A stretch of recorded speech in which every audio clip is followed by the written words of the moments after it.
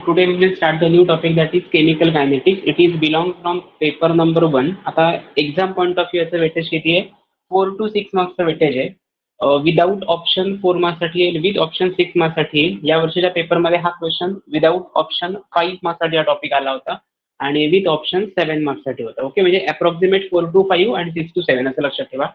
What do you mean by chemical, what do you mean by kinetics? सगळ्यात पहिल्यांदा इंट्रोडक्शनचा part बघूया. Kinetics असा word आला की लक्षात ठेवायचं, it gives information about the rate of any type of reaction, whether it is biochemical reaction, whether it is biological process, or whether it is chemical process or physical process. Okay, kinetic study gives us information about the rate of the reaction. So या format मध्ये आपण जर discuss करायचं झालं तर kinetics word काय information देतो? Rate of the reaction. And chemical kinetics means what? It is related with the chemical process और chemical reaction. So that's why it is considered as a chemical kinetics. Okay, now the rate of reaction, याच्यामध्ये नवीन नवीन concept येते. Rate of reaction, average rate of reaction आणि instantaneous rate. हा इंट्रोडक्शनचा part आहे. Exam point of view तुम्हाला chemical equation दिल्यानंतर rate of reaction determine करता आला पाहिजे. हे खूप इम्पॉर्टंट कन्सेप्ट आहे. याच्यावरती जेई मध्ये गेल्या वर्षीच्या पेपरमध्ये 2 मार्क्ससाठी क्वेश्चन येऊन गेलाय आणि नीटच्या पेपरमध्ये याच्यावरती मला वाटतं ग्राफिकल थेरॉटिकल क्वेश्चन होता. ग्राफिकल रिप्रेझेंटेशन वरती क्वेश्चन आला होता. फर्स्ट ऑर्डर रिएक्शनचा ग्राफ कसा असतो, सेकंड ऑर्डर रिएक्शनचा ग्राफ कसा असतो. सो मी काय करेन, आता आधी मी तुम्हाला आपलं लेक्चर संपल्यानंतर स्टडी मटेरियल सेक्शन मध्ये या टॉपिकच्या स्टेट बोर्डसाठी लागणाऱ्या नोट्स मी प्रोव्हाइड करेन. प्लस कॉम्पिटिटिव्ह एक्झामसाठी first order, zero order, second order, pseudo first order या रिएक्शनचं रेट कॉन्स्टंटचं इक्वेशन, त्याचं ग्राफिकल रिप्रेझेंटेशन एका पेजवरती मी प्रिपेअर केले शॉर्ट नोट्स, त्या मी तुमच्याशी शेअर करेन. ओके, मेन्शन केलेलं असेल. स्टेट बोर्डच्या ज्या नोट्स असतील त्या टोटली डिफरंट असतील, त्याची वेगळी पीडीएफ असेल आणि आता कॉम्पिटेटिव्ह एक्झामसाठी जे मी सांगतोय ती वेगळी पीडीएफ असेल. सो जस्ट प्रिपेअर करताना कंबाईन करू नका. ओके, फक्त तेवढं पीडीएफ वेगळं असणार तर बघत त्याला. So what do you mean by rate of reaction? आता रेट ऑफ रिएक्शन याचा अर्थ काय? कन्सिडर करूया आपल्याला ए पासून जायचंय बी पी पर्यंत जायचंय. ओके, ए हा आपला तुमचं डेस्टिनेशन आहे, पी पर्यंत जायचंय. कन्सिडर करूया हा तुमचा एम आहे, 12वीचा रिझल्ट हा तुमचा एम आहे पी, आणि A is nothing but your current today असं आपण कन्सिडर करू. टुडे सध्याची तुमची जी स्थिती आहे ती, आणि तुम्हाला एम काय क्रॅक करायचंय? काही जणांना जेई क्रॅक करायचंय, काही जणांना नीट क्रॅक करायचंय. आता जर हा प्रोडक्ट जायचा असेल तर याच्यासाठी लागणारा जो टाइम पिरियड आहे तुमच्या इनिशियल स्टेट पासून फायनल स्टेट किंवा एम पर्यंत जाण्यासाठी जो लागणारा टाइम पिरियड आहे त्याच्यापासून किती कन्झम्पशन आणि किती प्रोडक्शन होते त्याला आपण कन्सिडर करतो rate of the reaction. Okay, so rate of reaction means what? Conversion of how rapidly the reactant get converted into product. That particular time period gives us information about the rate of reaction. Another example सांगायचं झालं तर आता काही students consider करूया, आपल्याला इथे आपण दिल्लीला प्रेझेंट आहोत आणि आपल्याला पंजाबला जायचंय. ओके, दिल्ली पासून पंजाबला जाण्यासाठी जेवढा टाइम पिरियड लागेल, म्हणजे दिल्लीचं कन्व्हर्जन तुम्ही ट्रान्सफर होत असताना, ट्रॅव्हलिंग करत असताना तुम्ही जर जोपर्यंत पंजाब पर्यंत पोहोचत नाही तोपर्यंत लागणारा जो टाइम पिरियड असेल त्याला तुम्ही कन्सिडर करणार rate of the reaction. Okay, किती अमाऊंट ऑफ टाइम लागणार. आता कन्सिडर आज मी ट्रेनने जातोय, काही जण एरोप्लेनने जात आहेत, एरोप्लेनने जाणारा माणूस लवकर जाईल, याचाच अर्थ रेट ऑफ रिएक्शन एकाच प्रोसेससाठी डिफरंट असू शकते. म्हणजे मी एरोप्लेनने गेलो तर खूप लवकर पोहोचेल ऍज कम्पेअर टू ट्रेन, ट्रेनने गेलो तर खूप लेट पोहोचेल as compare to aeroplane. So rate of the reaction gives us information about how any type of reaction get converted into product. रिएक्टंटचं कन्वर्जन प्रोडक्ट मध्ये इझिली कसं होतं या प्रोसेसला आपण कन्सिडर करतो rate of the reaction. Now next point is average rate of reaction. Average rate of reaction याचा meaning काय किंवा कसं आपण कन्सिडर करतो average rate of reaction? So in case of average rate of the reaction, it is defined as it is the ratio of change in concentration of the species with respect to change in time. Okay, change in concentration of the species. याचा अर्थ काय? एक species consider करूया, A is the species, your A be the reactant and P be the product. So this is the balance reaction असं आपण consider करूया. ए पासून आपल्याला पी पर्यंत जायचंय. So rate in change in the concentration of species, याचा अर्थ असा होतो एचं जेवढं कन्झम्पशन होणार, एचं काय होणार? कन्झम्पशन होणार. Total consumption of A complete झाल्यानंतरच फॉर्मेशन ऑफ प्रोडक्ट होणार. Okay, formation of P. इथे आहे consumption of A. Consumption of A incomplete असेल तर प्रोडक्ट फॉर्मेशन होऊच शकत नाही. ओके, म्हणजे रिएक्टंटचं कन्व्हर्जन टोटली प्रोडक्ट मध्ये व्हावं लागतं. यालाच आपण कन्सिडर करतो average rate of the reaction. Best example सांगायचं झालं तर तुम्ही घरामध्ये मॉर्निंग, आफ्टरनून किंवा इव्हिनिंगला दोनदा तरी ऍटलीस्ट प्रत्येक घरामध्ये चहा होतो, घरात चहा प्रिपेअर करता तुम्ही, बरोबर आहे ना. मग ती जे काय चहाची प्रोसेस असते ती कशी असते, सगळ्यात पहिल्यांदा वॉटर बॉईल करायला तुम्ही ठेवता, वॉटर हिटिंगला ठेवल्यानंतर त्याच्यामध्ये काहीतरी चहा पावडर किंवा साखर वगैरे ऍड करता, तुम्हाला जे काही ऍडिटिव्ह पाहिजे आलं वगैरे जे हवं असेल ते सगळं तुम्ही ऍड करता आणि त्याच्यानंतर बॉईल करता, बॉईल केल्यानंतर परत फिल्टर करता, फिल्टर केल्यानंतर त्याच्यामध्ये मिल्क ऍड करता आणि मग तुम्ही चहा घेता. याचाच अर्थ असा होतो total consumption of water boil झाल्याशिवाय सगळं त्याच्यामध्ये ऍड करून ठेवलं तर त्याला तुम्ही चहा कन्सिडर करू शकत नाही. म्हणजे बेसिक पार्ट एवढा आहे कन्झम्पशन ऑफ चहाची पावडर टाकली आणि परत बाहेर काढून ठेवली असं कन्सिडर करूया, तर टोटल कन्झम्पशन होईल का चहा पावडरचं, नाही होणार. त्याला बॉइलिंग ची ट्रीटमेंट असेल, म्हणजे consumption is nothing but your boiling. आणि formation of P means what, formation of T असं कन्सिडर करूया. सो रिएक्टंटचं कन्व्हर्जन टोटल कन्झम्पशन झाल्याशिवाय प्रोडक्ट फॉर्मेशन इझिली होत नाही. याच स्पेसिसला कन्सिडर करता तुम्ही average rate of the reaction. and that average rate of the reaction can be defined as it is the ratio of change in concentration of one species with respect to change in time. Concentration me symbol use केलाय C, change याच्यासाठी मी use केला delta. आता याचं reason एक आहे, change in कॉन्सन्ट्रेशनला मी delta use का केला, समजा माझ्याकडे पहिल्यांदा काहीतरी एक कंपोनंट असेल, एक रिएक्टंट आहे ज्याचं कॉन्सन्ट्रेशन आहे C1, ओके, आणि जो प्रोडक्ट फॉर्म झाला त्याचं कॉन्सन्ट्रेशन आहे C2, ओके. सो याच्यातला चेंज कसा कॅल्क्युलेट करू शकता, delta C is equal to C2 minus C1, त्याच्यातला डिफरन्स घ्यायचा, त्याला आपण कन्सिडर करतो change, okay. So this is the formula. Similarly मला समजा डेल्टा टी कॅल्क्युलेट करायचं असेल तर पहिला असेल T2 प्रोडक्ट असेल, मायनस असेल T2 minus T1 is equal to what, delta T. म्हणजे time period for the final state minus time period of initial state is considered as a delta T, which is expressed in terms of minutes, seconds, hours, etcetera. So change in concentration of the species means for delta C upon a delta T. This total ratio is called as the average rate. Okay. दोन definition मी परत repeat करतो आणि मग आपण पुढचा part discuss करूया. सगळ्यात पहिल्यांदा काय सांगितलं, rate of the reaction, how rapidly the reactant get converted into product और how rapidly the reaction get proceed towards the product is called as the rate of the reaction. It is related with the time periods only. Next नवीन काय concept समजली, average rate आणि rate मधला difference काय. इथे आपण change in concentration असा word वापरत नाही, इथे आपण कन्सिडर करतो रिएक्टंटचं कन्व्हर्जन प्रोडक्ट मध्ये होणं. मी एरोप्लेनने पण हरियाणाला किंवा पंजाबला पोहोचू शकतो आणि मी ट्रेनने पण पोहोचू शकतो, तो वे कसाही असू दे पण मी पोहोचणे हे महत्वाचं, याला रेट ऑफ रिएक्शन म्हणतो आपण. आणि ॲव्हरेज रेट कशाला म्हणणार, चेंज इन कॉन्सन्ट्रेशन, मला लागणारा टाइम पिरियड बरोबर मी कंपॅरिझन करेन आणि मग मी ठरवेन की मला एरोप्लेनने जाणं सोयीस्कर आहे की मला ट्रेनने जाणं सोयीस्कर आहे. सो ॲव्हरेज रेट मध्ये टाइम पिरियड कन्सिडर केला जातो, रेट ऑफ रिएक्शन मध्ये टाइम पिरियड कन्सिडर केला जात नाही. नेक्स्ट आहे इन्स्टंटेनियस रेट, पण त्याच्या अगोदर मी इथे एक रिएक्शन घेतलंय ए यूज बी, हे सगळ्याच्या सगळं एक्सप्लेनेशन आहे ॲव्हरेज रेट ऑफ रिएक्शन साठी. ॲव्हरेज रेट ऑफ रिएक्शन अजून डिटेलमध्ये समजायचं असेल तर एक लक्षात ठेवायचा पार्ट, ॲरोच्या लेफ्ट हँड साईडला जी कुठली स्पेसिस असेल A B C D whatever, okay, कुठली स्पेसिस असू दे त्याला मायनस साईन द्यायचं because consumption word is use.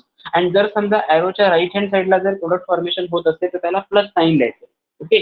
So in case of the balance chemical equation A use B means A B the reactant and B B the product, then the average rate of consumption of A should be, D stands for change. जसं आपण इथे म्हणतो ना delta, ह्याला या सिम्बॉलला consider केलं होतं delta, तर त्याला आपण म्हणतो differentiation, that is minus of D upon D T. ॲरोच्या लेफ्ट हँड साईडला कुठली स्पेसिस असू दे, डी बाय डी टी म्हणजे त्याचा आपण डेरिव्हेटिव्ह घेतो with respect to specific concentration of substrate that is A, okay. Consider करूया मी रिएक्शन घेतली असेल पी, प्रोडक्ट मिळत असेल क्यू, तर याचं average rate of consumption of P काय येणार, minus DP upon DT, okay. हे स्क्वेअर ब्रॅकेट का द्यायचं, कारण ते कॉन्सन्ट्रेशनच्या, आपण केमिकल रिएक्शन मध्ये कॉन्सन्ट्रेशन एक्सप्रेस करतो, म्हणजे way of concentration expressing the solution is molality, molarity वगैरे असं आपण एक्सप्लेन करतो. सो त्याला मी कॉन्सन्ट्रेशन असा वर्ड वापरलाय. So minus that is change in the concentration of A with respect to change in the time, it is considered as a consumption of A.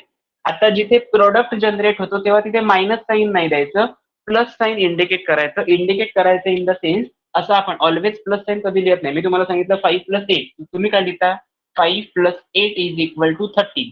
आता मी पुढचा क्वेश्चन विचारला -5 - 8 इज इक्वल टू, तर तुम्ही असं नाही सांगत 5 8 13 असं नाही आन्सर देत, तुम्ही आन्सर देता -13. याचा मिनिंग असा आहे, ऑलवेज आपल्याला मायनस लिहायची साईन लिहायची सवय लागली आहे पण प्लस लिहायची सवय लागली नाहीये. सो हे एक्सपेक्टेड आहे. दोन टर्म्स मध्ये असं प्लस साईन दिलं जातं. पहिली टर्म आहे rate of reaction of product or rate of formation of product, and another is nothing but internal energy which is part of your chemical thermodynamics. त्या टॉपिकमध्ये आपण इंटरनल एनर्जी जी आपण consider करतो ती plus मध्ये लिहायची असते.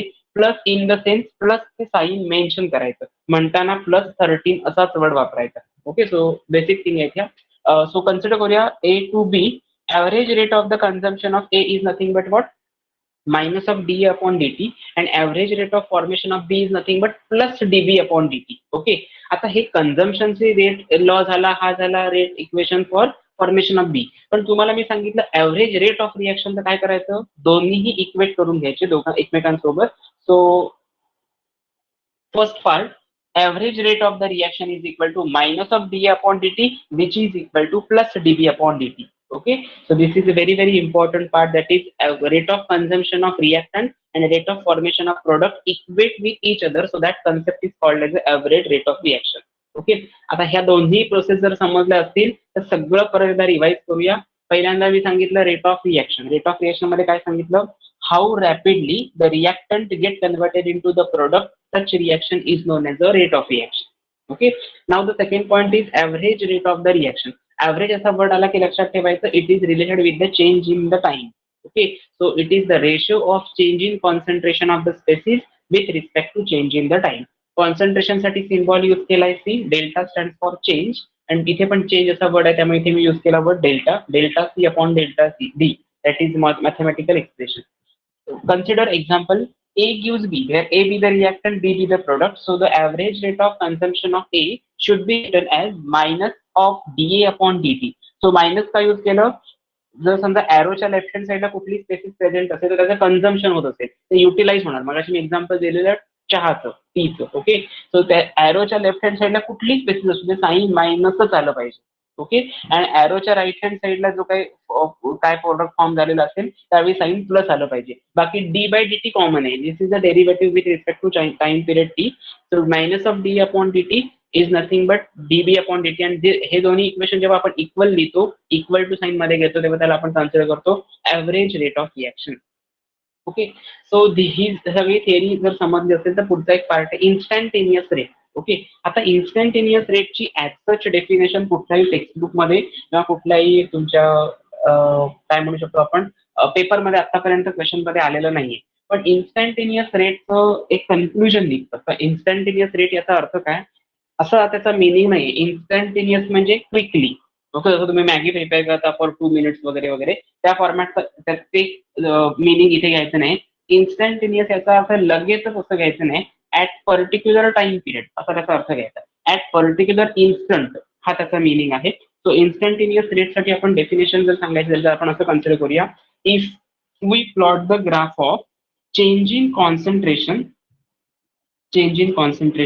With respect to change in the time. म्हणजे याचा जर समजा तुम्ही प्लॉट यूज केला with respect to time period only. बघा मी काय सांगितलं, change in concentration with respect to change in the time. याची काहीतरी व्हॅल्यू येईल ना, डेल्टा सी ची व्हॅल्यू असेल कन्सिडर करूया 15, याची व्हॅल्यू असेल 5. ओके, 15 डिवायडेड बाय 5 तुमचा आन्सर येणार 3. सो ऍव्हरेज रेटची इथे जर व्हॅल्यू 3 कन्सिडर केला आणि टाइम पिरियड 1, 2, 3, 4 मिली सेकंड किंवा अवर किंवा टाइम मिनिट्स मध्ये जर कन्सिडर केलेलं असेल तर या ग्राफचा जो काही स्लोप येतो, या कन्सिडर करूया हा ग्राफ असा आलाय आपल्याला, असं कन्सिडर करूया असा ग्राफ आलेला असेल आणि या ग्राफचा काहीतरी तुम्ही स्लोप कॅल्क्युलेट करणार, तो जो स्लोप येईल त्या स्लोपला कन्सिडर करता तुम्ही instantaneous rate. Okay, so instantaneous rate is nothing but if we plot the graph of change in concentration with respect to time versus time, then the slope is obtained. That slope is considered as an instantaneous rate. Okay, आता हे झालं कॅल्क्युलेशनचा part. म्हणजे जेव्हा तुम्ही एखादा perform करत असाल reaction, म्हणजे रिएक्टंटचं कन्व्हर्जन प्रोडक्ट मध्ये होत असेल, त्यावेळी जेव्हा तुम्ही त्याचा टोटल स्टडी करता पर्टिक्युलर टाइम पिरियड साठी, तेव्हा इन्स्टंटेनियस रेट या कॅल्क्युलेशन न्यूमेरिकल फॉर्मॅटमध्ये किंवा स्टॅटिस्टिकल मेथडने यूज करू शकता. बट समजा तुम्हाला सांगितलं एक पर्टिक्युलर एक रोहन आहे किंवा एक पर्टिक्युलर कन्सिडर करूया मोहन आहे, असं एक कन्सिडर करूया. मोहन नावाचा एक माणूस आहे, मुलगा आहे. मोहन इथे आहे. ओके, त्याला 10 मिनिट्स लागतात आपल्या घरापर्यंत सायकलने ट्रॅव्हलिंग करायला, त्याला 10 मिनिट्स लागतात. आणि इथे कोणतरी आपण एक स्टुडंट कन्सिडर करूया ज्याचं नाव असेल चिंतन. ओके, इथे मी सी लिहिला. ओके, मोहनला चिंतनच्या घरापर्यंत जायला 5 मिनिट्स लागतात आणि स्वतःच्या घरापर्यंत जायला 10 मिनिट्स लागतात. आता मी तुम्हाला असं विचारलं, या प्रोसेसमध्ये ह्याला टोटल 10 मिनिट्स जर लागत असतील तर 5th मिनिटाला तो कुठल्या पोझिशनला असेल, तर तुमचा आन्सर असेल चिंतनच्या घरी असेल किंवा घराजवळ असेल, असं तुमचा आन्सर असेल. आता मी तुम्हाला हे असं का विचारलं किंवा का सांगितलं याचं मिनिंग आहे काय ते लक्षात घ्या. कारण हा टोटल टॉपिक अंडरस्टँडिंग जर चांगला झालेलं असेल एक्झाम्पल वाईज, तर तुम्हाला खूप चांगला समजतो. ही जी बुकची लँग्वेज आहे, बुकी लँग्वेज जर तुम्ही यूज केलात ना, तर थोडं डिफिकल्ट वाटतं. म्हणजे एक्झॅक्टली असा प्रॉब्लेम काय होतो, याचा आणि केमिस्ट्रीचा काय संबंध आहे असं वाटतं. ऍक्च्युली हा फिजिक्सचा पार्ट असायला पाहिजे होता असं वाटायला लागतं. त्याच्यासाठी मी सांगतोय, इथे म्हटलंय बघा केमिकल कायनेटिक्स, म्हणजे जेव्हा तुमचं कन्व्हर्जन आईसचं कन्व्हर्जन वॉटरमध्ये होतं तेव्हा याचा स्टडी केला जातो. वॉटरचं कन्व्हर्जन वॉटर वेपरमध्ये होतं तेव्हा याचा स्टडी केला जातो. सॉलिडचं कन्व्हर्जन म्हणजे आईसचं कन्व्हर्जन डायरेक्ट वेपर फेजमध्ये होतं, सबलिमेशन प्रोसेस होते तेव्हा याचा स्टडी केला जातो. आणि हे तुम्हाला बेसिक थिंग्स माहिती असायला पाहिजे म्हणून तुमच्या सिलेबसमध्ये आहे. मी रिपीट करतो काय सांगितलं ते. मोहनला 10 मिनिट्स आता स्वतःच्या घरापर्यंत पोहोचायला. त्या रस्त्यावरनं जेव्हा तो ट्रॅव्हलिंग करत असेल तेव्हा तो 5व्या मिनिटाला, जे सेम स्पीड असेल सेम माणूस आहे म्हटल्यावर, सो 5व्या मिनिटाला तो चिंतनच्या घराच्या जवळपास असतो. याचा मिनिंग असा आहे, समजा तुम्हाला एखाद्याने क्वेश्चन विचारला, मोहन ज्या ठिकाणाहून निघालाय तिथून 5 मिनिटांनी आपल्या घराकडे जात असताना 5 मिनिटाला तो कुठल्या पोझिशनला असेल, तर तुम्ही सांगणार चिंतनच्या घरी. किंवा दुसरा क्वेश्चन असा येऊ शकतो, मोहन चिंतनच्या घरापर्यंत पोहोचायला किती टाइम घेतो, तर आन्सर येईल 5 मिनिट्स. ओके. याचाच अर्थ at this particular instant rate of this reaction, म्हणजे मोहनचं घरापर्यंत जाण्यासाठी जो लागणारा टाइम पिरियड असेल तो असेल 5 मिनिट आणि त्याच्या पर्सनचं नेम असेल चिंतन. या प्रोसेसला कन्सिडर करतो आपण इन्स्टंटेनियस रेट. स्लोप म्हणजे काय, थोडक्यात काय करतो स्लोप म्हणजे कॅल्क्युलेशन करतो म्हणजे काय, मॅथमॅटिकली आपण असं कॅल्क्युलेट करतो ना, y2 minus y1 divide by x2 minus x1. Okay. This is nothing but your slope. जर समजा स्ट्रेट लाईन असेल तर y is equal to mx plus c, where m be the slope, x be the x coordinate and c be the intercept. According to that concept, instantaneous rate is nothing but it is the slope of the plot of dc divided by dt with respect to time period in minutes. It is considered as a instantaneous rate. Okay. ह्या सगळ्या टर्मिनॉलॉजीज आहेत, important आहेत. त्या terminology माहिती नसते तर पुढचं आपल्याला काय करता येत नाही. Okay. So this is all about your introduction of chemical kinetics, rate of reaction, average rate of reaction and instantaneous rate of reaction. Okay. Now the next and second part, important part is yes, instant. तुमच्या reversible reaction साठी सुद्धा हा part important असतो, म्हणजे applicable आहे. फक्त लक्षात ठेवायचं, जर रिव्हर्सिबल प्रोसेस असेल तर रेट ऑफ फॉरवर्ड रिएक्शन आणि रेट ऑफ रिव्हर्स रिएक्शन हा इक्वल असतो. त्याला तुम्ही कन्सिडर करता इक्विलिब्रियम प्रोसेस. ओके. आणि मला वाटतं 11th स्टँडर्डला केमिकल इक्विलिब्रियम मध्ये आपण हे सगळं बघितलंय. रिव्हर्सिबल प्रोसेस साठी एक डिफरंट रिलेशनशिप आहे, KP is equal to KC into R T raise to delta N for gaseous phase. Okay. So आत्ताच्या टाइम पिरियड साठी तुम्ही असं कॅल्क्युलेट करू शकता. जनरली तुमच्या प्रोसेस ज्या काही तुमच्या टेक्स्टबुक मध्ये ज्या काही असतील त्या सगळ्याच्या सगळ्या इरिव्हर्सिबल प्रोसेस आहेत. ओके. इरिव्हर्सिबल प्रोसेस साठी आपण केमिकल कायनेटिक्सचा स्टडी टोटल करणार आहोत. आणि रिव्हर्सिबल प्रोसेस मध्ये जेव्हा अशा प्रोसेस होतात तेव्हा ते रेट आपण कम्पेअर करतो आणि जर ते रेट इक्वल येत असतील तरच ती प्रोसेस रिव्हर्सिबल असं कन्सिडर करतो. आपण बोर्डवरती लिहिलेली सगळ्याच रिएक्शन रिव्हर्सिबल नसतात हे लक्षात घ्या. कारण thermal decomposition of calcium carbonate is the best example for this. जर तुम्ही त्याचं डिकम्पोजिशन केलात तर कॅल्शियम ऑक्साईड आणि कार्बन डायऑक्साईड नावाचे 2 प्रोडक्ट मिळतात. ओके.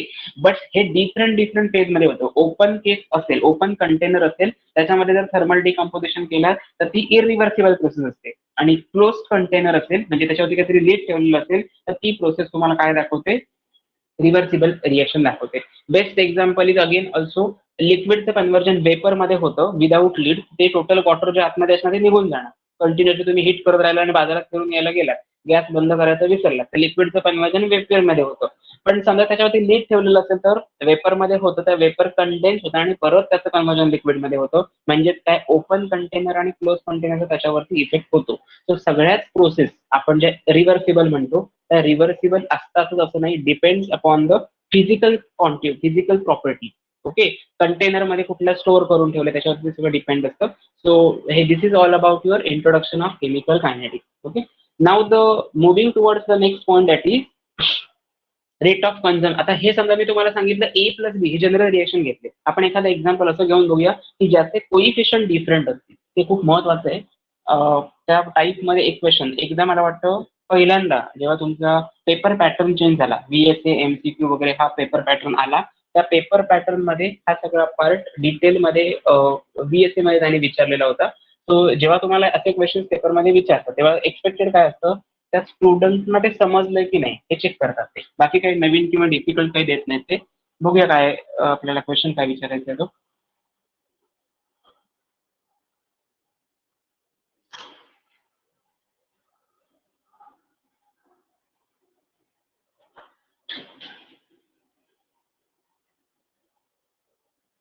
ओके, मी एखादी रिएक्शन घेतो A plus 2B.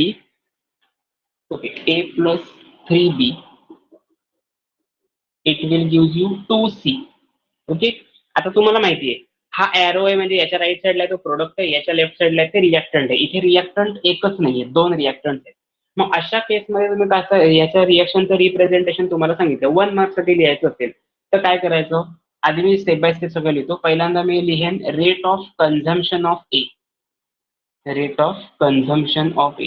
Consumption word कुठे यूज करायचा. एरोच्या लेफ्ट हँड साईडला ज्या स्पेसिस आहे तिथे कन्झम्पशन वर्ड यूज करायचा. Rate of consumption of A is equal to minus of DA upon dt. Okay, second part असेल rate of consumption of B. आता या केसमध्ये खूप महत्वाचा पार्ट आहे. तुमचा आन्सर असं असणार मायनस डीबी अपॉन dt. हे बरोबर आहे, पण लक्षात ठेवा मायनस डीबी अपॉन dt ला reciprocal of that particular coefficient याने डिव्हाइड करायचं. ओके, हे तुमचा आन्सर असं असेल 1/3 म्हणजे मायनस 1/3 डीबी अपॉन dt. बघा आम्ही काय केलं, याचा जो कोइफिशियंट होता त्याला त्याचा रेसिप्रोकल घ्यायचा. ओके, आणि त्याला मायनस साईन का दिलं, कारण तो एरोच्या लेफ्ट हँड साईडला आहे. आता सिमिलरली मी तुम्हाला समजा असा क्वेश्चन विचारला rate of formation of C, कारण तो प्रोडक्ट आहे म्हणून कन्झम्पशन वर्ड येणार नाही, फॉर्मेशन वर्ड येईल. Rate of formation of C, याच्यासाठी तुमचा आन्सर असं असायला पाहिजे प्लस 1 अपॉन त्याचा कोइफिशियंट आहे 2 dB upon dt. Sorry, DC upon dt. DC upon dt. याच्यामध्ये कोणाला काय डाऊट आहे का मला जरा सांगा. हे जे मी लिहिलंय ते मला समजलेलं नाही असं कोण असतील तर मला फक्त सांगा. पाहिजे तर मी रिपीट करतो पहिल्यांदा, म्हणून तुम्हाला हे विचारतोय.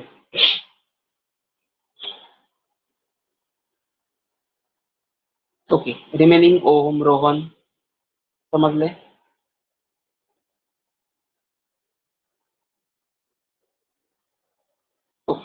एरोच्या लेफ्ट हँड साईडला जो काही पार्ट असेल तेव्हा मायनस साईन घ्यायचं. रेसिप्रोकल कधी घ्यायचा. आता तुम्ही म्हणाल इथे का नाही रेसिप्रोकल घेतला, याचा कोइफिशियंट 1च आहे. 1/1चा आन्सर 1च येतं, त्यामुळे ते लिहिलात का किंवा नाही लिहिलात सेमच आन्सर येणार. पण जिथे कोइफिशियंट जास्त असतील, मोर दॅन 1 असेल, तेव्हा जर एरोच्या लेफ्ट हँड साईडला असेल त्याचा रेसिप्रोकल घ्यायचा आणि त्याला मायनस साईन द्यायचे. समजा राईट साईडला असेल तर रेसिप्रोकल घ्यायचं आणि साईन प्लस द्यायचं. ओके, आता तुम्हाला समजा विचारलं या overall rate of the reaction काय लिहिणार तुम्ही. रेट ऑफ द रिएक्शन हा क्वेश्चन पेपरमध्ये येऊन गेला. हा पेपरमध्ये डायरेक्ट विचारलं होतं 1 मार्क्ससाठी rate of reaction for this process ई. तुमचा आन्सर येणार हे सगळे इक्वल साईन घ्यायचं. Rate of reaction is equal to minus of DA upon dt which is equal to minus of 1/3 dB upon dt which is equal to plus of 1/2 dc upon dt. This is the rate of the reaction.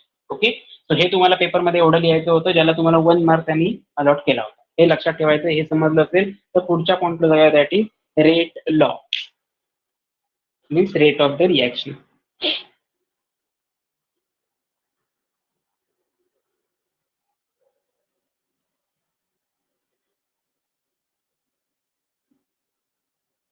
Completed. Screenshot वगैरे घेऊन ठेवा ह्याचे, नंतर मग problem मध्ये येणार काय घेतलं होतं काय केलं होतं ते समजणार नाही. ओके, नोट्स मी तुम्हाला सेंड करतो ते, so don't worry about it. Study material session मध्ये मी तुम्हाला नोट्सची पीडीएफ सेंड करेन आणि हार्ड कॉपीज ज्या आहेत त्या लवकरात लवकर तुमच्यापर्यंत पोहोचवण्याचा मी प्रयत्न करतो सगळ्या टॉपिक्सच्या. हो,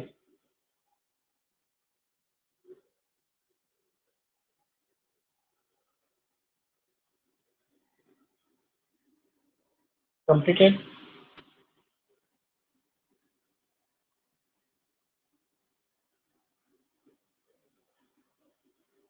Okay, so the next point is the rate of reaction,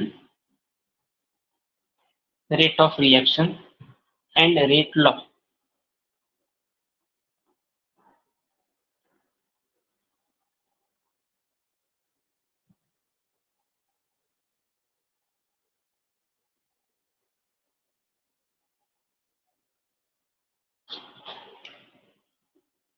rate of reaction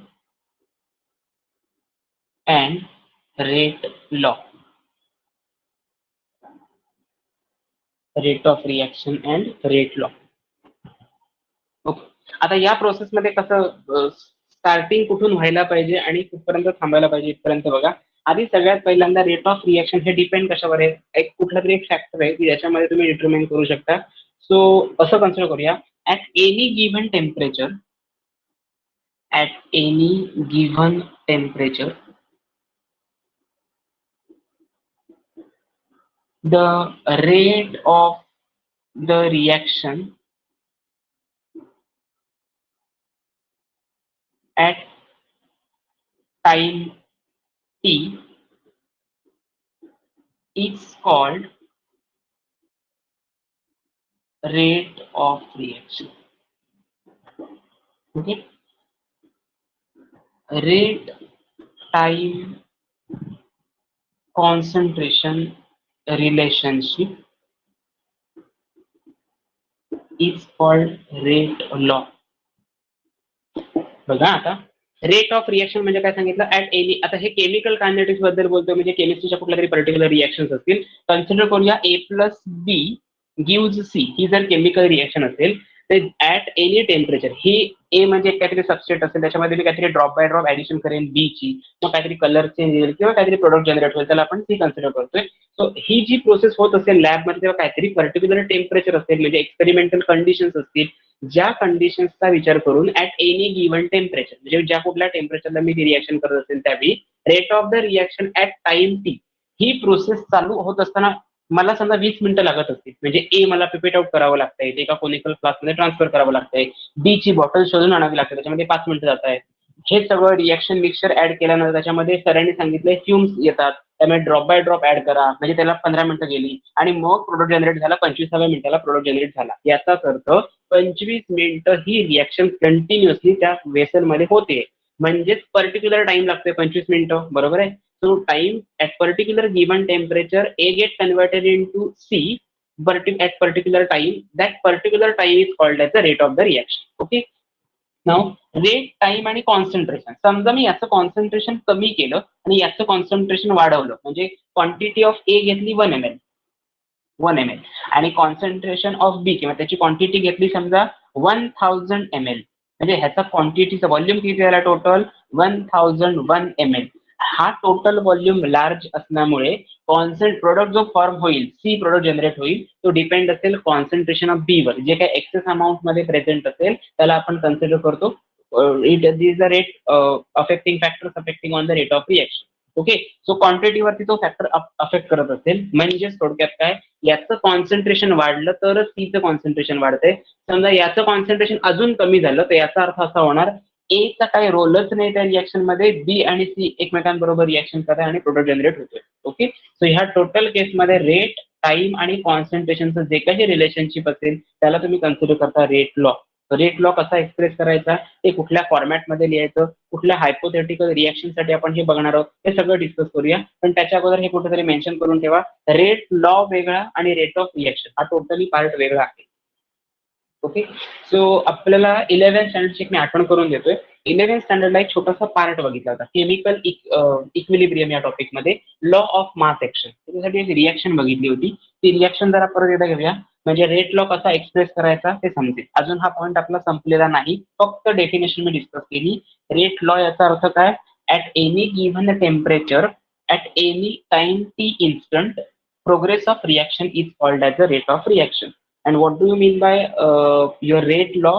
temperature, time आणि कॉन्सन्ट्रेशन याचे जे काही रिलेशनशिप असेल एका रिएक्शन साठी त्याला तुम्ही कन्सिडर करता रेट लॉ.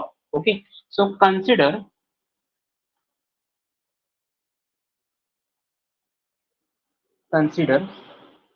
General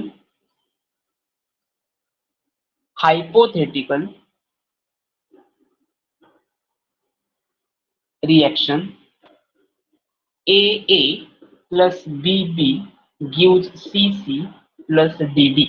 okay. आता मी रिएक्शन देतोय, खूप इम्पॉर्टंट आहे पार्ट, व्यवस्थित लक्ष देऊ नये का.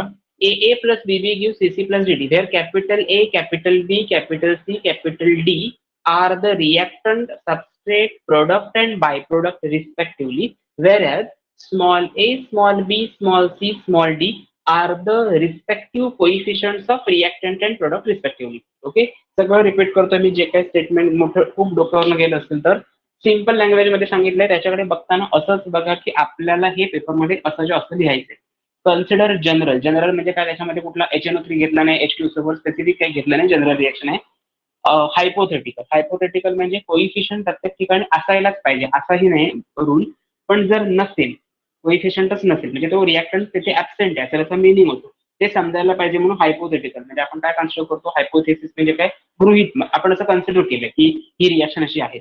Okay, so AA plus BB gives CC plus DD, where A, B, C, D are the reactant, substrate, product and byproduct respectively, where small a, small b, small c, small d are the coefficients. म्हणजे त्याचे number of moles असते त्याच्यामध्ये लिहिलेले. Okay, आता या केससाठी rate of reaction, rate law कसा लिहायचा? Rate of reaction is directly proportional to concentration of reactant species only. बघा मी काय सांगतोय, या रिएक्शनचा रेट ऑफ रिएक्शन कसा आयडेंटिफाय करायचा, कारण अजून कन्झम्पशन झालंच नाही ना टोटल, त्याच्याशिवाय प्रोडक्ट कसे जनरेट होतील. म्हणजे rate of react is directly proportional to concentration of the reactant species involve in the balance chemical equation. समजा हे ए आणि बी काय घेतले, हा ए घेतलेला आहे याचा कोइफिशियंट आणि बी घेतलेला आहे, स्मॉल बी घेतलेला आहे कॅपिटल बीचा कोइफिशियंट. हा झाला रेट ऑफ रिएक्शनचा रेट लॉ. आता हे कशावरनं केलं, according to law of mass action. आपण मला वाटतं हे 11th स्टँडर्डला हे बघितलं होतं.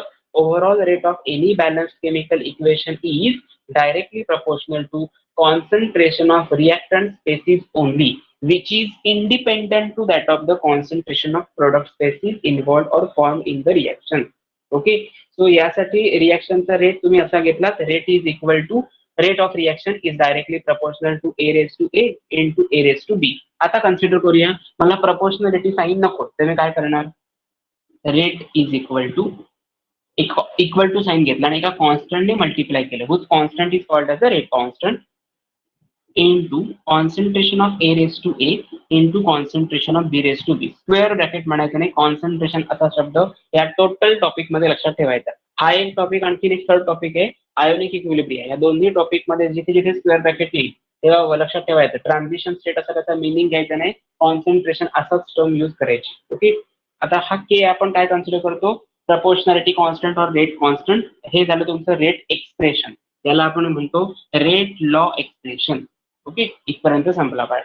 नेक्स्ट पार्ट आहे, आता मी तुम्हाला एक कन्सिडर करतो, ही जर ए ची value, if A is equal to B is equal to 1, काय सांगतोय मी, स्मॉल ए घेतलाय, स्मॉल बी याची व्हॅल्यू जर मी 1 घेतली, तर याचं रेट एक्सप्रेशन कसं असेल, केस फर्स्ट काय असेल, rate is equal to K into concentration of A, A raise to 1 म्हणजे काय, A concentration of B.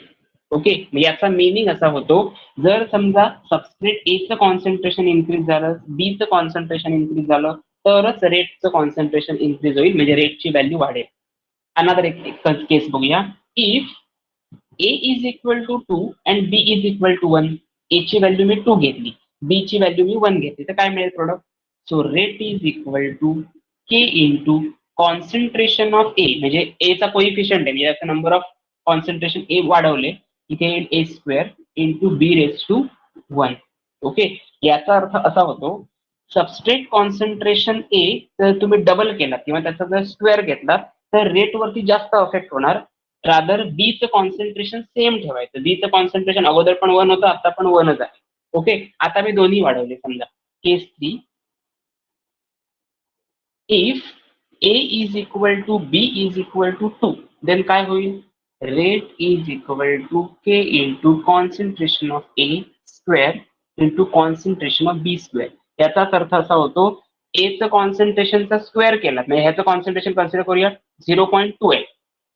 Okay, concentration मोल पर डीएमक्यू मध्ये 0.2 आहे आणि याचं कॉन्सन्ट्रेशन असेल 0.3, तर 0.2 चा स्क्वेअर येईल तुमचा 0.4 आणि 0.3 चा स्क्वेअर येईल तुमचा 0.9. जे काय आन्सर असेल त्याचं मल्टिप्लिकेशन कराल तर एक कॉन्स्टंट असेल, ह्या जर व्हॅल्यू वाढल्या तर रेट कॉन्स्टंट वाढतो.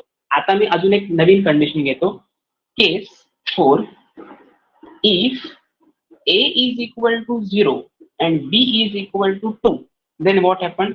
Rate becomes equal to K into substrate concentration A raised to A ची व्हॅल्यू किती आहे 0 आणि B ची व्हॅल्यू आहे 2. म्हणजेच काय, याची any term multiply raise to 0 power, त्याची जर पॉवर 0 असेल तर answer will be 1 not A. So K into 1 into B square. याचा अर्थ असा होतो, for the case 4 rate is independent on concentration of A and depends upon concentration of B. Okay, समजते का बघा? समजलं नसेल तर कुठली केस रिपीट करायला सांगा, मी परत एकदा सांगतो.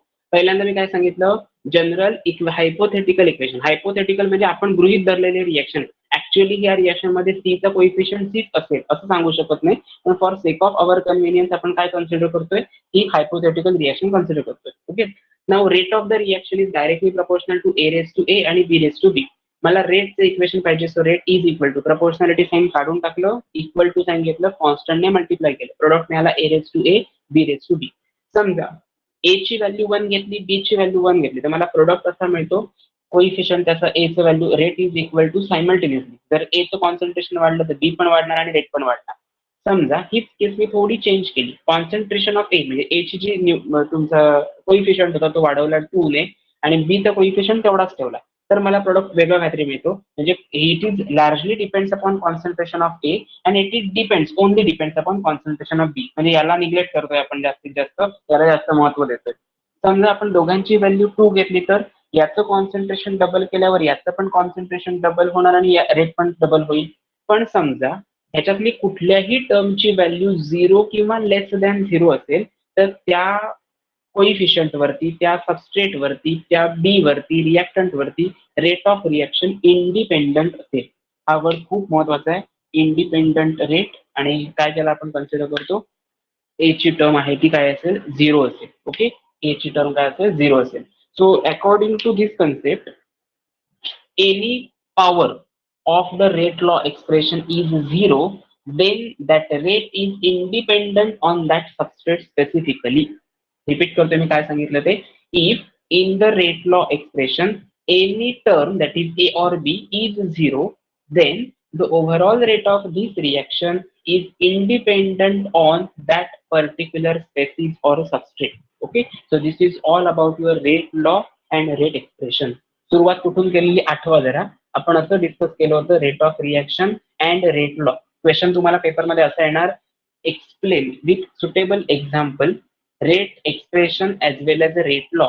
रेट एक्सप्रेशन तुम्हाला लिहायचं झालं तर तुम्ही आधी सुरुवातीला काय लिहिणार, at any given time T at given temperature the overall rate of the reaction is depends upon the substrate concentration. This overall rate, time and concentration relationship is called as a rate law. Consider general hypothetical equation. हे सगळं as it is लिहायचं. याच्यातल्या कुठल्याही 2 cases दाखवा, पण त्या 2 केसेसमध्ये 4th नंबरची केस ही आलीच पाहिजे. ह्याच्यातली कुठली एक दिला तरी चालेल, पण ही केस कंपल्सरी लिहायची. ज्याचं कॉन्सन्ट्रेशन 0 आहे त्याच्यावरती इंडिपेंडंट असतो, हा वर्ड महत्वाचा आहे, आणि अदरच्या स्पेसिस वरती डिपेंडंट असणार rate, overall rate of the reaction. आता याच्यामध्ये काही डाऊट असेल तर प्लीज विचारा. डाऊट नसेल तर आपण पुढचा पार्ट कंटिन्यू करू, ज्याला आपण कन्सिडर करतो ऑर्डर ऑफ रिएक्शन.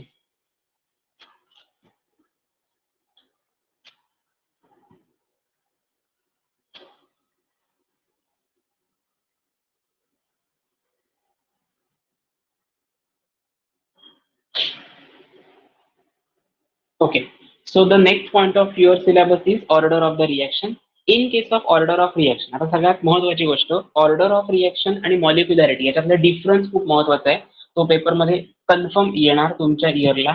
गेल्या वर्षीच्या पेपरमध्ये तो क्वेश्चन नव्हता आणि याच्यावरती त्यांनी विचारलं होतं असं एक तुम्हाला प्रॉब्लेम विचारला होता हाफ लाईफ टाइम पिरियडसाठी. आणि एक क्वेश्चन असा होता, मला वाटतं सेक्शन सी मध्ये 3 मार्क्ससाठी क्वेश्चन आलेला, इंटिग्रेटेड रेट लॉ एक्सप्रेशन आहे ते लिहायचं होतं पेपरमध्ये. ओके, आता इंटिग्रेटेड रेट लॉ एक्सप्रेशन आणि हाफ लाईफ टाइम पिरियड याचा अर्थ काय, किंवा हे दोघांशी रिलेट करतात का, तर आन्सर येस, एकमेकांशी रिलेट करतात. आपण घेताना त्याच फ्लो मध्ये बघूया, म्हणजे जर क्वेश्चन आला तर तुमचा तो फ्लो कंटिन्यू राहील, असे मधले मधले क्वेश्चन्स वगैरे काही लक्षात राहायला नको. ओके, सो पहिल्यांदा आधी बघूया ऑर्डर ऑफ रिएक्शन.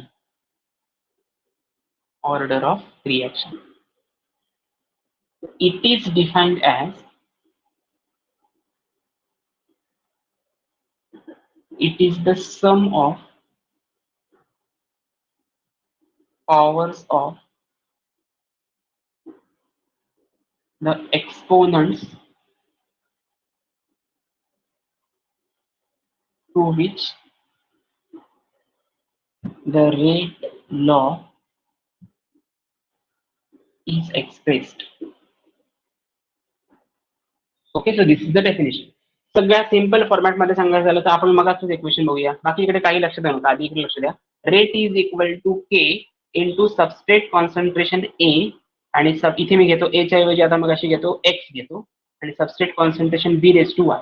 आपल्याला जर या इक्वेशनची ऑर्डर ऑफ रिएक्शन कॅल्क्युलेट करायची असेल तर order is equal to X plus Y, काय आन्सर येईल Z. Okay, X plus Y चे ऍडिशन केल्यानंतर आपल्याला जर आन्सर झेड येत असेल तर त्याला त्याची ऑर्डर म्हणायची. इतकं सिम्पल आहे.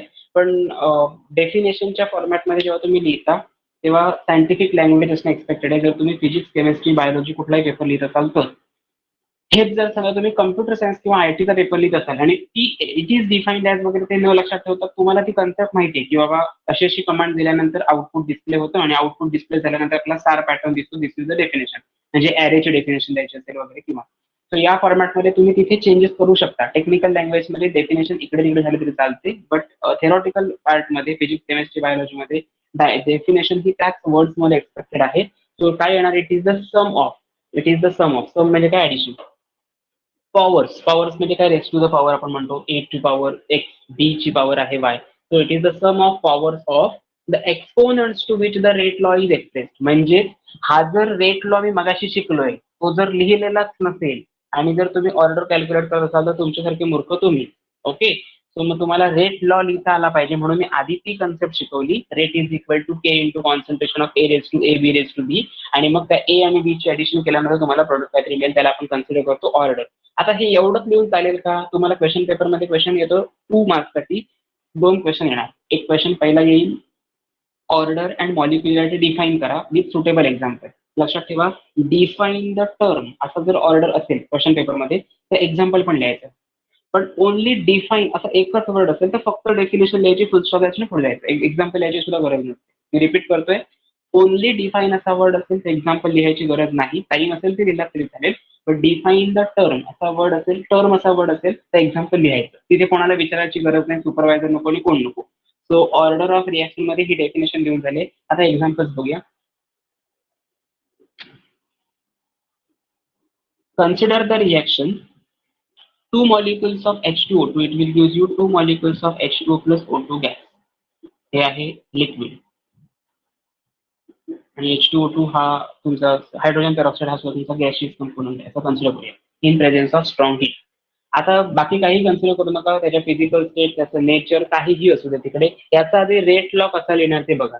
ओके, सो ह्याचा एक्सपेरिमेंटल रेट लॉ कसा असेल हे याचा विचार करा.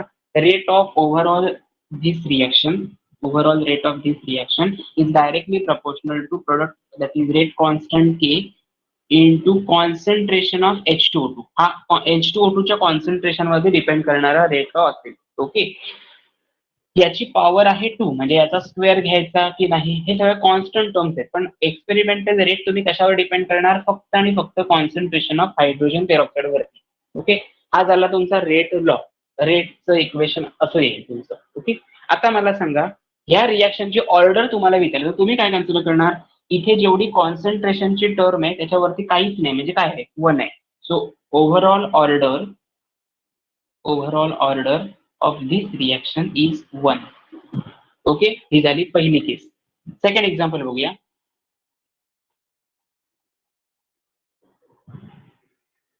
Okay, H2 gas plus I2 gas, it will form 2HI.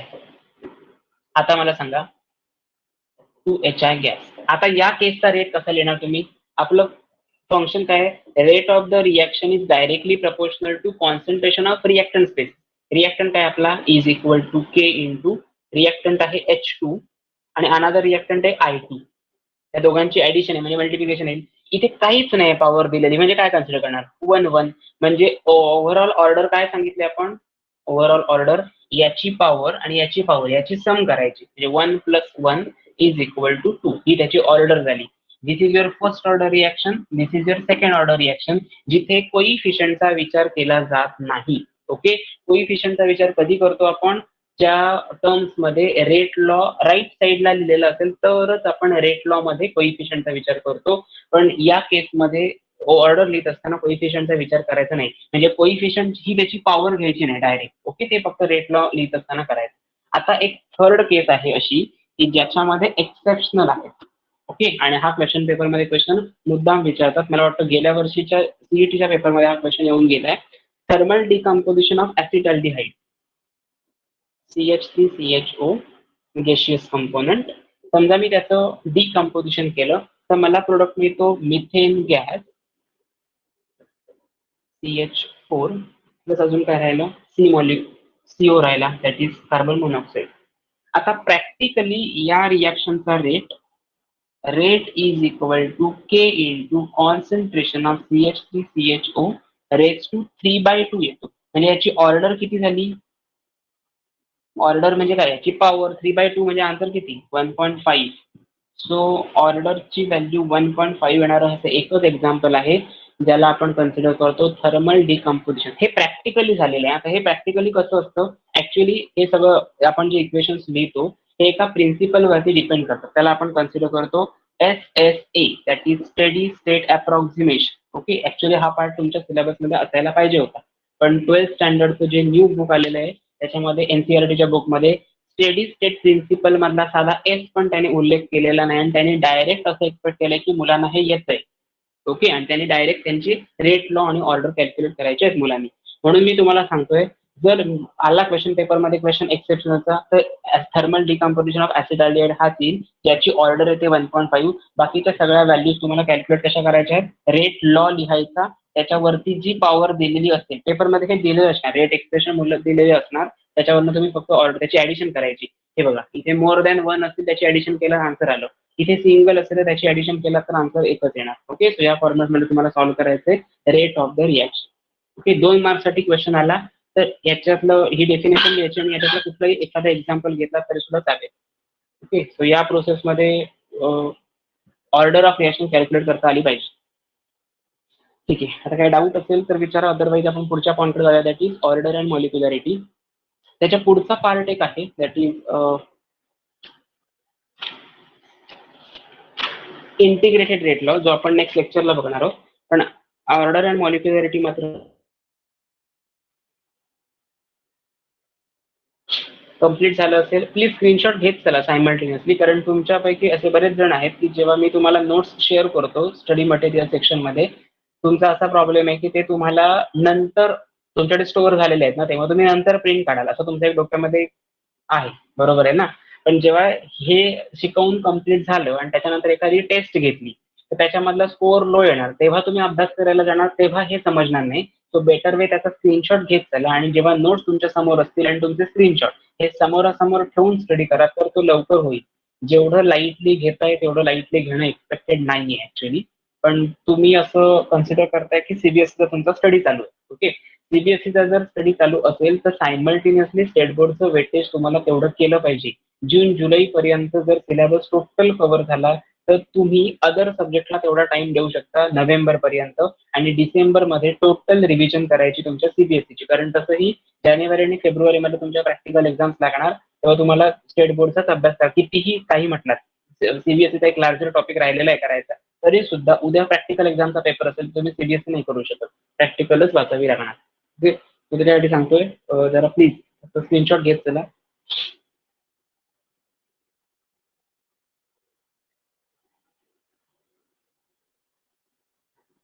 Understood. आता पुढचा पार्ट आहे बघूया दॅट इज ऑर्डर अँड मॉलिक्युलॅरिटी. त्याच्या अगोदर ऑर्डरची डेफिनेशन तर आपल्याला माहिती आहे. मॉलिक्युलॅरिटी समजण्यासाठी एक अजून एक कन्सेप्ट माहिती पाहिजे, टाईप ऑफ रिॲक्शन्स. ओके. तुमच्या सिलेबसमध्ये असा सिक्वेन्शियल पार्ट दिलेला नाही, पण ते एक्सपेक्टेड आहे, समजायला पाहिजे म्हणून मी सांगतो की तो आपण एकदा जरा घेऊया. ऍडिशनल पार्ट येतो, पण तो घेतल्याशिवाय पुढचं समजणार नाही.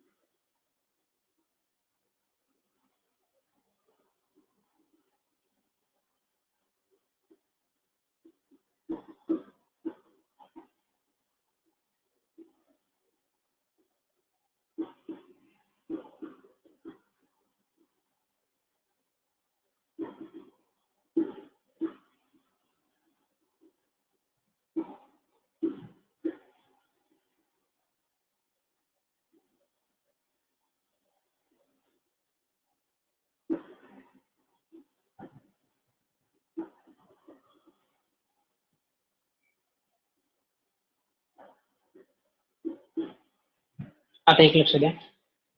Elementary reaction. इलेमेंटरी रिएक्शन याचा अर्थ काय? The reaction which are of a single step रिएक्शन्सना आपण कन्सिडर करतो इलेमेंटरी रिएक्शन. म्हणजे थोडक्यात एचं कन्व्हर्जन पी मध्ये होतंय, रिएक्टंटचं कन्व्हर्जन प्रोडक्ट मध्ये होतंय, तर त्याला आपण इलेमेंटरी रिएक्शन म्हणतो.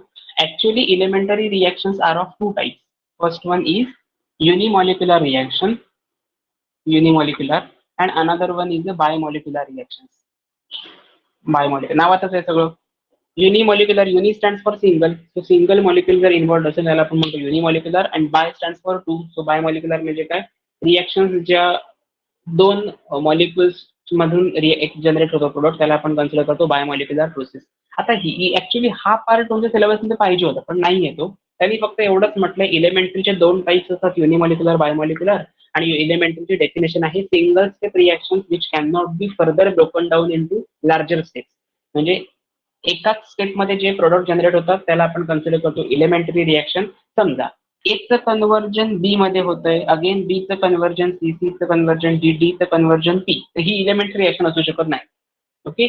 ए टू बी ही इलेमेंटरी असेल, बी टू सी ही इलेमेंटरी असेल, सी टू डी ही इलेमेंटरी आहे, पण ए टू पी ही इलेमेंटरी असू शकत नाही. तर याचा अर्थ काय? ही झाली तुमची मोर दॅन वन स्टेप, म्हणजे नॉन इलेमेंटरी रिएक्शन झाली. आणि इलेमेंटरी रिएक्शन ह्या सिंगल स्टेप रिएक्शन होते, एवढं लक्षात ठेवायचं. आता मॉलिक्युलॅरिटी. मॉलिक्युलॅरिटी म्हणजे काय? Actual number of molecules taking part in the chemical reaction. Actual number म्हणजे जेव्हा तुम्ही लॅबमध्ये एखादा मॉलिक्युल परफॉर्म करताय, प्रिपेअर करताय, त्याच्यामध्ये जेवढे नंबर ऑफ मॉलिक्युल्स रिॲक्ट होतो, जसं आपण म्हणतो ऍक्वियस केओएच. आता ऍक्वियस केओएच याचा अर्थ काय? समजा ऍक्वियस केओएच मध्ये केओएच मी 0.5 ग्रॅम घेतलंय आणि त्याच्यामध्ये 5 लिटर वॉटर ऍड केलं, तर तुम्हाला N number of water molecule दिसतील, त्याच्यापेक्षा लेस नंबर तुमची केओएच असतील. बरोबर आहे ना? मग जेवढं मॉलिक्युल केओएच बरोबर वॉटर रिॲक्ट होते त्याला ऍक्च्युअल नंबर म्हणतात. जे excess of amount of solvent आहे त्याला आपण जनरली कन्सिडर करतो ऍक्वियस ऑर डायल्यूट कन्सिडर करतो. तर या प्रोसेससाठी लक्षात ठेवायचं actual number of molecules taking part in the reaction is called as a molecularity of that reaction. Okay. हे दोन पॉईंट्स माहिती असायला पाहिजे. इलेमेंटरी रिएक्शनची डेफिनेशन दोनदा पेपरमध्ये येऊन गेले. मॉलिक्युलरिटीची डेफिनेशन ऍज सच नाही आलेली, पण एक क्वेश्चन विचारतात, give distinguish between order and molecularity of the reaction. ती रिएक्शन काय आहेत ते बघूया. डिस्टिंग्विशिंग पॉईंट्स तेवढे 3च आहेत फक्त, तेवढे कव्हर करूया. चौथा पॉईंट हा तुम्ही प्रिपेअर करायचा, दॅट इज एक्झाम्पल. गेल्या वर्षीच्या मॉडेल आन्सर मध्ये मुलांनी असं म्हणजे चॅलेंज केलं होतं बोर्डला की जर त्या क्वेश्चनचे मार्क दिले नाहीत तर आमचं काय चुकलं. 2 मार्काचा क्वेश्चन होता आणि पॉईंट्स होते 3. ओके. आणि मॉडेल आन्सर मध्ये सुद्धा प्रत्येक पॉईंटला त्या वर्षी ज्यांनी तो क्वेश्चन अटेम्प्ट केलाय त्यांना सांगितलं होतं हाफ ऑफ मार्क द्या. म्हणजे अर्धा मार्क राहतो, 1.5 मार्क होतो ना 3 पॉईंटसाठी. तो अर्धा मार्क कुठे द्यायचा? तर बोर्डाने असं सांगितलं की त्या स्टुडंटनी ती रिॲक्शन दिली पाहिजे ऍज अ एक्झाम्पल म्हणून, जो तुमचा चौथा पॉईंट असेल. ओके. आणि त्याला मुलं एक्सेप्ट करत नव्हती, म्हणजे तुम्ही नोट्समध्ये किंवा तुमच्या टेक्स्टबुकमध्ये दिलेलं नाही आणि आमच्याकडनं कसं काय एक्सेप्ट करता वगैरे. शेवटी एवढं करूनही बोर्ड काय ऐकलं नाही त्याने काही मार्क्स दिलेच नाही शेवटी. ओके, सो फक्त आपण काय करायचं, मार्क्स मिळवायचे आपल्याला. Distinguishing test for order and molecularity, order and molecularity किंवा डिस्टिंग्विशिंग अकाउंट म्हणा. Okay, so order and molecularity, पहिला पार्ट, फर्स्ट पॉइंट काय असेल, order may be generally it is experimental property. Order is an experimental property. Molecularity is a theoretical property. Theoretical property. Second one is a definition. Definition काय त्याची, definition लिहून ठेवायची ना, definition लिहायची काय जी असेल ती. Definition काय सांगितली, orderची definition सांगितली, it is the sum of the exponents of which the rate law can be expressed in the rate law expression. And definition for molecularity is actual number of molecules taking part in the balanced chemical equation is called as a molecularity. Okay, third point is very very important in case of order and molecularity. In case of order, it may be, it means what, order, it may be an integer. Integer म्हणजे काय, कुठलाही एखादा digit असू शकतो, or fraction, example is 3/2 मगाचं, or 0.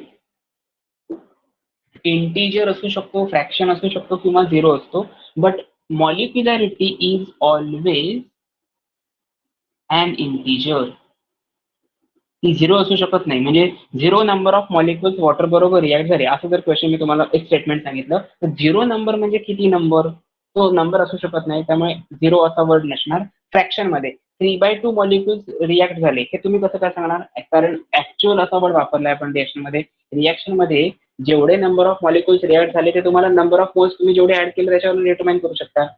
असं नाही consider करू शकत 3/2. ती आपली स्टॉइचियोमेट्री असते, आपल्यासाठी सेक ऑफ अवर कन्व्हिनियन्स आपण बॅलन्स करतो ती रिॲक्शन. सो हे 3 पॉईंट्स होते. आणि चौथं पॉईंट तुम्हाला सांगितलं त्यांनी एक्झाम्पल. मुलांनी 3ही पॉईंट लिहिले होते पण त्यांना 2 मार्क दिले नव्हते कोर्टाने. त्यांनी असं सांगितलं की हाफ मार्क तुमच्या एक्झाम्पल साठी असेल. आता एक बेस्ट एक्झाम्पल घेऊया. मगाशी जे बघितलं ते थर्मल डिकम्पोजिशन ऑफ ऍसिटाल्डिहाइड, त्याची ऑर्डर होती 1.5. मी असं लिहितो, thermal decomposition of CH3CHO shows, किती ऑर्डर त्याची होती, 3/2 ऑर्डर, म्हणजे किती 1.5 ही त्याची ऑर्डर होती. आता त्याचं जेव्हा आपण डिकम्पोजिशन केलं तेव्हा प्रोडक्ट एकच होता, म्हणजे त्याची मॉलिक्युलॅरिटी किती असणार, molecularity of this reaction is 1. Reaction मी लिहितो इथे कुठेतरी, इथे CH3CHO, it will give CH4 plus CO. Okay, actual number of molecule taking part in the reaction is only 1, so that's why molecularity is 1. हेच example इथे का घेतलं, कारण याची ऑर्डर डिफरंट येते आणि हा डिफरन्शिएटिंग पॉईंट आहे म्हणून, म्हणजे लक्षात राहायला सोपं पडेल. परत एकदा सांगतो, हा पॉईंट व्हेरी व्हेरी IMP आहे. पेपरमध्ये तुमच्या वर्षी पेपरमध्ये येणार, गेल्या वर्षी आला नव्हता आणि तुमच्या वेळी कन्फर्म आहे.